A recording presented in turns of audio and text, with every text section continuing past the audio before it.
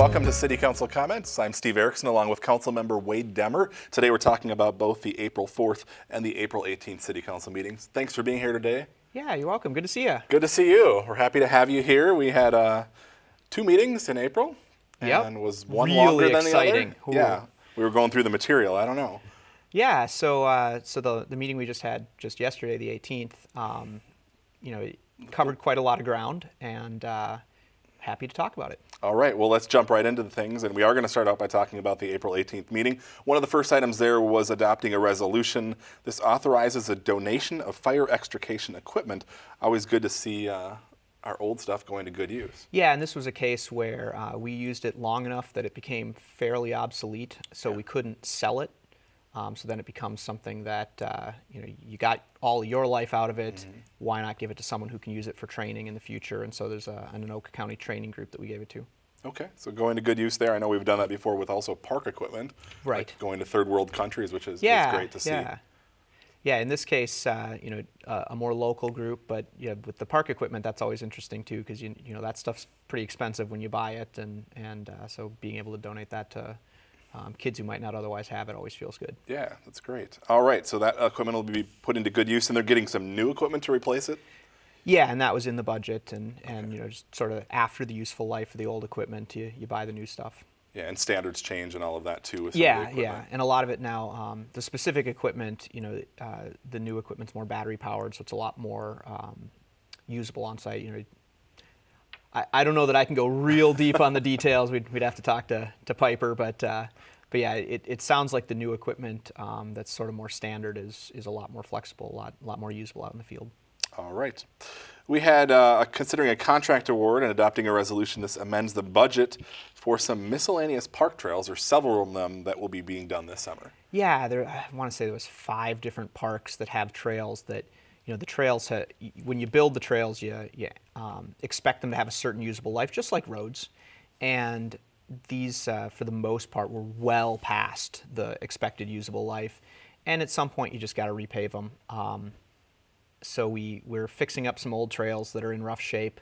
You want your trail system to be nice and usable, or it doesn't get used at all. And part of the game is when you have these investments, you do have to refresh them from time to time.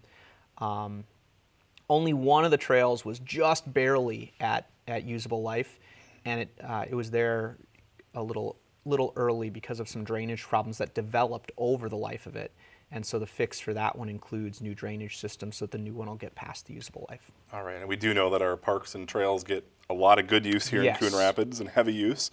So the locations we're talking about are Bison Creek, Epiphany Ponds, Marshland, Mercy, Wildwood, Wintercrest, and Woodview Parks. 7, I was close. So those are the trails that are being done. It looks like the contract is awarded to Northwest Asphalt in the amount of about $359,000. Yeah, and that came in under the engineer's estimate. And you always get a little nervous when it's way under the estimate. It wasn't way under. It was sort of within range of this season. Things are all coming in under estimate. So there's just a lot of competition out there. And you always want to make sure it's a reputable company, especially when you get a low bid. You don't want to get snookered, and this is a company that's done good work for us before. All right, so we'll see those trails improvements this summer. Council considered a contract award and did award a contract for the 2017 street maintenance program. Right. Again, you got to keep your roads up to date. This is you think about all the things city government does that affects you, snow plowing and getting rid of the potholes, keeping the streets up in good shape. These are the 2 things that probably come to mind very, very quickly. So we're on our standard street maintenance, and the way the street maintenance always works is we try to be as objective as possible with a grading system and a monitoring of the roads over time, so that we're not going to replace a road just because it gets 1 or 2 potholes, but when it gets to a certain point, we replace it because at that point it's going to cost more to maintain if you don't replace it. Right. And we can do this for a cheaper amount. I know we've joined forces in previous years. There's 10 cities now that are part of this consortium. Right. So we bulk buy. And in this case, there's a couple of different things going on. So we're buying from a couple of different vendors. Right. Yeah, so this is things like seal coating, pavement marking, street sweeping, crack sealing.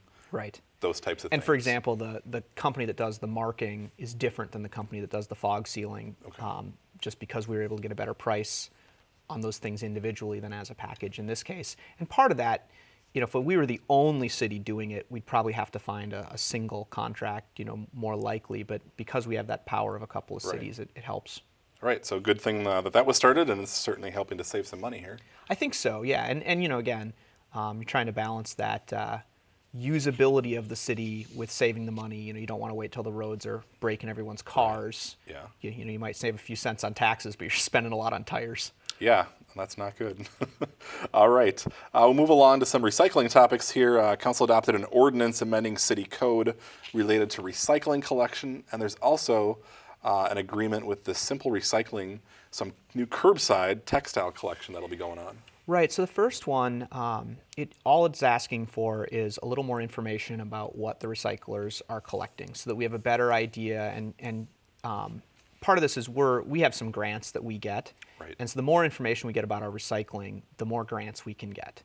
And at least my understanding is that this information really helps us better know what people are sending through the recycling centers, and so we can better understand, what's really happening.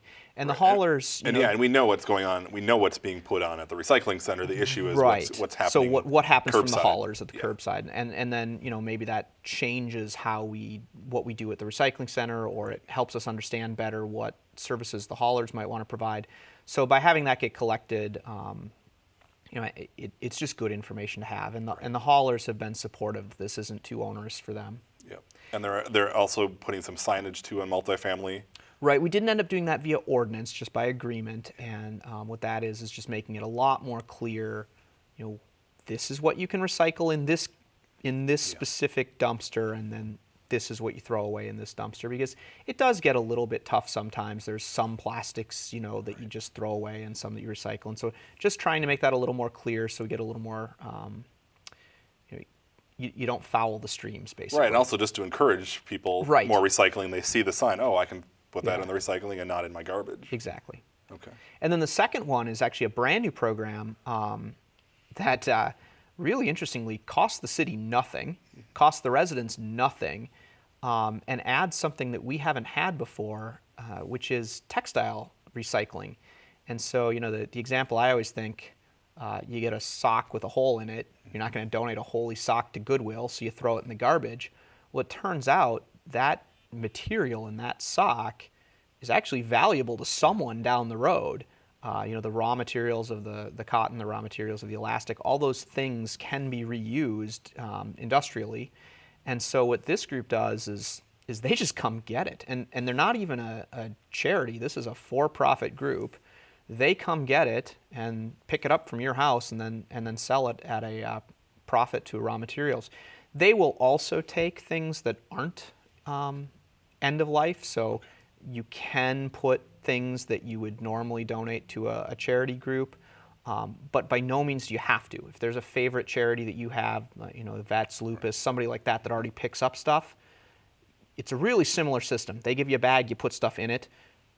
Put your usable stuff in whatever charity you want. Put your holey socks in this group. And then if there's things that are maybe usable but below the quality of what you'd want to donate, they'll take that too. And then that ends up more in like a third world country environment where people can still get use out of it, even if it's not quite to the standard that you feel good about donating. Yeah. So it's a really great option, I think, for people, and it's a new one for the city. They've done a few in Hennepin County, and we're the first one outside. All right. I just found it interesting that they say 85% of textiles are not recycled and donated, and that the EPA estimates that at the average person, 70 pounds of clothing are thrown away each year. Right. And so in the end, this is staying out of our landfill. Yeah. It's being reused, and it's given, you don't have to drive anywhere. Yeah. It kind of seems like a win-win, and then the company makes a little bit of money out of it and pays its employees, so there's jobs there too. So, and then the other thing is, they're not driving gigantic garbage trucks around; they're driving vans, and so it really doesn't tax the road system very much either. So if you see a big van that says Simple Recycling on it, it's not some scam. It's a real thing, and it shouldn't cost you anything. All right, and I assume they'll be informing people more, like how to go about with this collection, how absolutely. to get a bag, that type of thing. Yep, and they'll they're going to work with the city to make sure that people don't think it's any sort of scam of any sort, and then we'll try to help inform people that this is a real thing, and it's especially good for the stuff that you can't donate because it's past life. Right. It's ripped or wrecked or whatever. All right. Sounds like a great service. Council introduced an ordinance amending the city code that allows Sunday off-sale liquor sale, something that we thought we'd never see, right? You may have heard about this. Obviously, when the state passes something, our code reflects the state law. Right. And you're allowed to be a little more restrictive. You can't be more open. And so just because the state allows it doesn't mean the city automatically allowed it. What instead happened is the state allowing it lets the city allow it. Okay. So then we have to make the formal change to our code to allow it as well, and we were happy to do that after the state passed the rule. So it does not take effect until the state law does. So I think that's July. So don't expect to walk in this Sunday, but we'll be right there with the rest of the cities that allow this. Well, I think some people did in another city a few months back. We have not had that problem. Our people have been patient. Which is great. So again, that starts July 1st, and the legislature allowed Sunday sales between 11 a.m. and 6 p.m., and that's the same thing that will be in Coon Rapids we are no ordinance. more restrictive. We're to the max that the state allows. All right. So that'll be a change coming up on July 1st. I want to talk about now some some trail projects. Council considered a joint powers agreement with Anoka County. This is for construction and maintenance of the Coon Rapids Boulevard Egret Trail expansion. This is one of 2 new trails that is going to be constructed as part of the park bond this year. Yeah, and this is good because what this does is get people to the dam easier, right? So you have a nice section down Egret that can connect up to the trail that goes to the dam, so part of the Coon Creek corridor. So it ends up being something we joint power, right, because we're not the only owners of that corridor. There's also a section on Coon Rapids Boulevard itself. Now we can't joint power that because that's ours, but in the end, it's our whole portion is paid for out of the park referendum. Just really improving the access to the dam, and the Coon Rapids Dam is just such a great part of Coon Rapids. Here we are in Coon Rapids with a national park partner site. The Mississippi River Regional Recreation Area is a national park affiliated site. And why not give people the best access to it possible? All right, so this trail will be constructed basically on the west side of Egret Boulevard, from Coon Rapids Boulevard down to 99th Avenue, close to the dam. Right, and one of the challenges with this is that it's sort of a steep grade in some places, and so we have not built it historically because of ADA compliance issues, but now we have a pretty clever plan, I think, to get that out of the way and still make it compliant. So it will be a trail that's accessible per standards. All right, so basically the second action accepted plans and specs and ordered the ad for bid, so out for bids on the project. Right. Now it looks like if all goes well, construction would start around June 19th and be finished by August 11th. That's the hope. We'll be able to use it for the concert in the park that we'll talk about later. Yeah, exactly. Well, okay, next year's concert in the park. Yeah, it'll be just barely missed this year. We just missed this year, but next year for sure. And if I'm not mistaken, too, I don't know if you heard this too, that once this section is complete, I believe the trail system connects basically up from Bunker Hills down to the Coon Rapids Dam now. Right, and also from the dam to Anoka. Okay. So again, we're really working on with our trails, instead of just, well, there'd be a good place to connect these 2 parks and a good place to connect these 2 parks. How can we really connect the city so that you can get to a main trail artery and go wherever you want within the city?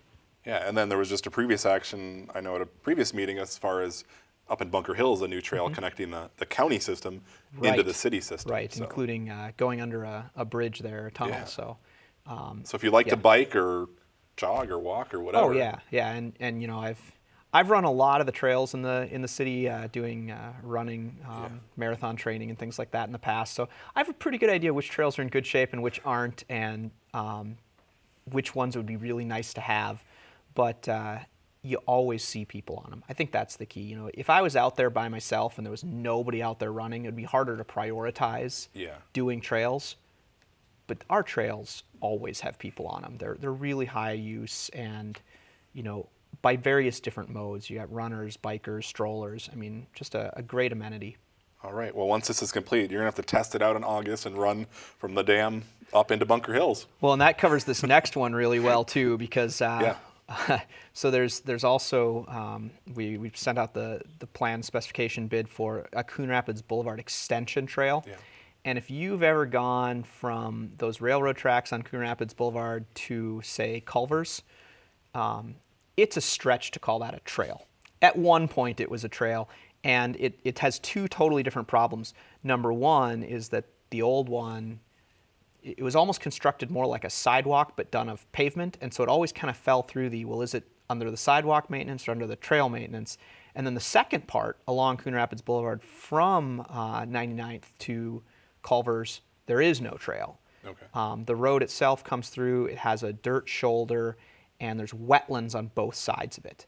And if you drive through there, the amount of foot traffic on that road shoulder, even at night, is quite high. And it makes sense because there's a fairly high density set of neighborhoods and apartments right there, and then there's the park and ride, plus the employment of Culver's and There's a bus stop right there too. I think. At the park and ride, yeah. And then there's the bus stop right by Culver's, Culver's, and then yeah. of course the people going to Culver's to eat, and Ace and the gas station.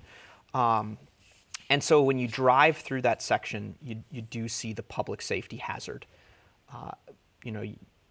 People walking with not well lit, not a lot of shoulder space, especially in the winter when you get the snow pile up.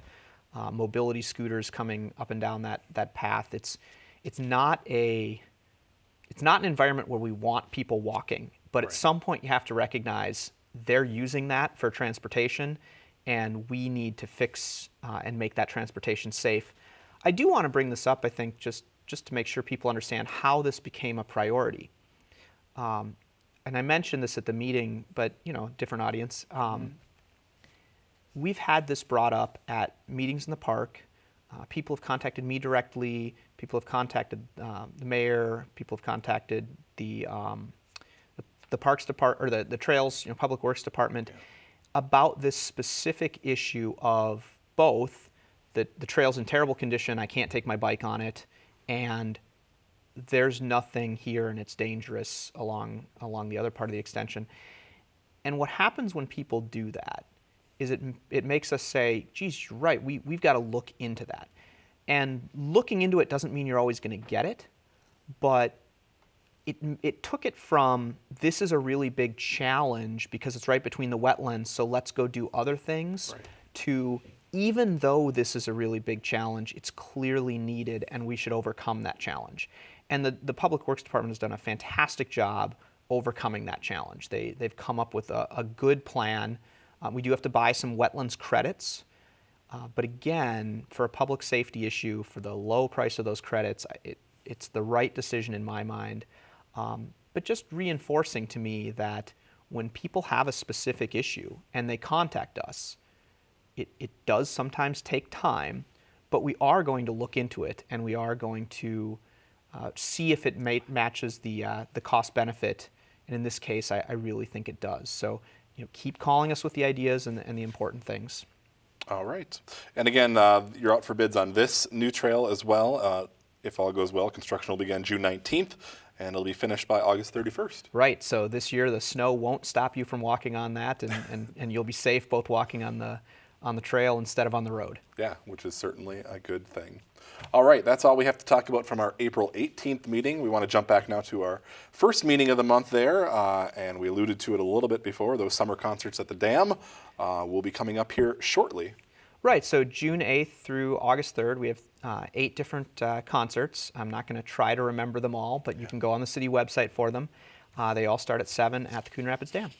Yes, and these are on Thursday nights, and we hope the weather holds out there Yep. for those. I mean, they're held rain or shine, unless I imagine there's tornadic weather. But otherwise, they have them, and you need to bring your umbrella. Yeah, and very different music each time, so it's not the same band every time. So a good cultural event. And in our survey that we sent out, there was a lower score on cultural events, and so just reminding everyone, we do have this series. So if you did score low, go out and take a look at that. Yeah, and these are sponsored by the Coon Rapids Arts Commission. Parking admission are free, and you can head down there. They even sell food there as well. So, Absolutely. And you're at the Coon Rapids Dam, so win-win all around. yeah. All right. So again, kicks off June 8th with the first concert at the dam this year.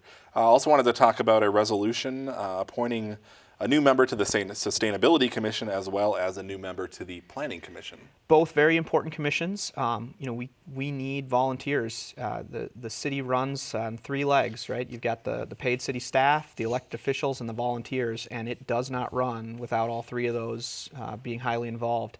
The Sustainability Commission, Shayna Bush was appointed to that.